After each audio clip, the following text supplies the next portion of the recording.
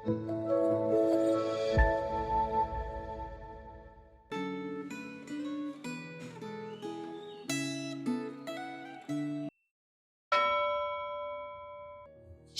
Bapak Ibu Saudara yang terkasih di dalam Tuhan. Hari ini kita mau sama-sama merenungkan firman Tuhan dengan tema Kristus memberi solusi. Sebelum kita memulai perenungan pada hari ini, mari kita berdoa. Bapa di dalam surga, kami sungguh mengucap syukur kalau kami masih diberikan kesempatan untuk kembali merenungkan firman-Mu.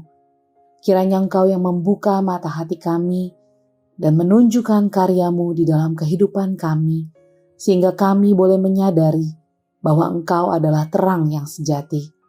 Kami mau mengenal-Mu lebih dalam lagi melalui perenungan hari ini. Hanya di dalam nama Tuhan Yesus Kristus kami berdoa. Amin. Perenungan firman Tuhan hari ini terambil dari Yohanes 9. Saya akan membaca dari Yohanes 9 ayat yang ketiga sampai kelima. Jawab Yesus, "Bukan dia dan bukan juga orang tuanya, tetapi karena pekerjaan-pekerjaan Allah harus dinyatakan di dalam dia.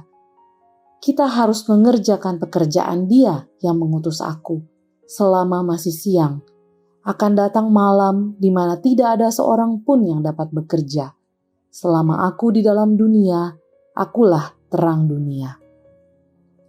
Bapak Ibu Saudara, saat menghadapi persoalan, kadang-kadang kita bisa terjebak untuk hanya sekedar mendiskusikan masalah tanpa mencari solusi.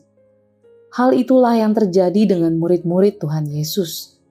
Saat melihat seorang yang buta sejak lahir, mereka tidak memikirkan cara menyembuhkan orang buta itu, tetapi mereka malah bertanya kepada Sang Guru Agung, "Rabi, siapakah yang berbuat dosa?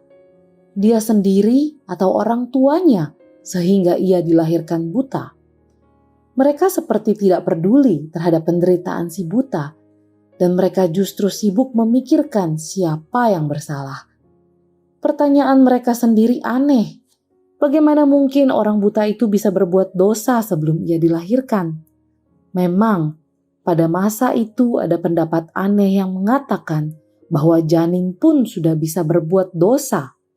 Memang, Alkitab mengajarkan bahwa manusia dikandung dalam dosa. Dosa itu diwariskan dari orang tua. Akan tetapi, hal itu tidak berarti bahwa janin dapat berbuat dosa, sehingga lahir dalam keadaan buta merupakan hukuman terhadap janin itu. Kebutaan juga bisa saja disebabkan karena masalah genetik. Akan tetapi, mendiskusikan siapa yang menyebabkan orang itu lahir dalam keadaan buta adalah diskusi yang tidak berguna.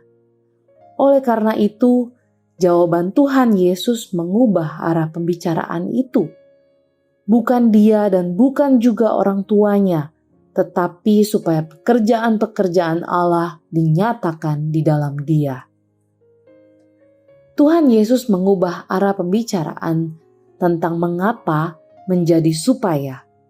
Tuhan Yesus mengungkapkan bahwa lahir dalam keadaan buta bisa menjadi sarana untuk mengingatkan bahwa setiap peristiwa yang terjadi dalam hidup kita harus menjadi sarana untuk memuliakan Allah. Perhatikan bahwa orang buta yang akhirnya disembuhkan oleh Tuhan Yesus itu harus menghadapi serangan dari orang-orang Farisi yang selalu mempersoalkan praktik penyembuhan pada hari Sabat. Betapa menyedihkan bahwa orang-orang Farisi itu tidak peduli terhadap masalah kebutaan orang buta tersebut dan hanya ingin berperan sebagai penjaga tradisi Yahudi. Perhatikan bahwa cara bersaksi orang yang tadinya buta itu amat sederhana. Apakah orang itu orang berdosa? Aku tidak tahu. Tetapi satu hal aku tahu, yaitu bahwa aku tadinya buta dan sekarang dapat melihat. Bersaksi itu tidak harus rumit. Bersaksi itu bisa dilakukan dengan menceritakan pengalaman bertemu dengan Kristus secara apa adanya. Kesaksian yang amat sederhana itu dicatat dalam Injil Yohanes dan telah menjadi sarana yang menolong pembaca Injil Yohanes di sepanjang zaman untuk memuliakan Tuhan. Bapak Ibu Saudara, apakah Anda memiliki pengalaman perjumpaan dengan Kristus? Apakah Anda siap untuk membagikan pengalaman perjumpaan itu kepada orang lain? Mari kita berdoa. Tuhan, kami bersyukur karena Engkau adalah solusi dari setiap masalah yang kami hadapi di dalam dunia ini. Kami percaya bahwa Engkau memakai hidup kami untuk menyatakan pekerjaan-pekerjaan-Mu di dalam setiap masalah kami.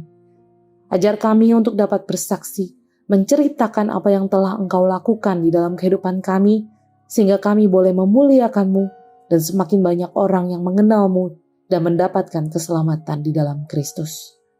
Terima kasih Tuhan, hanya di dalam nama Tuhan Yesus Kristus kami berdoa dan mengucap syukur. Amin.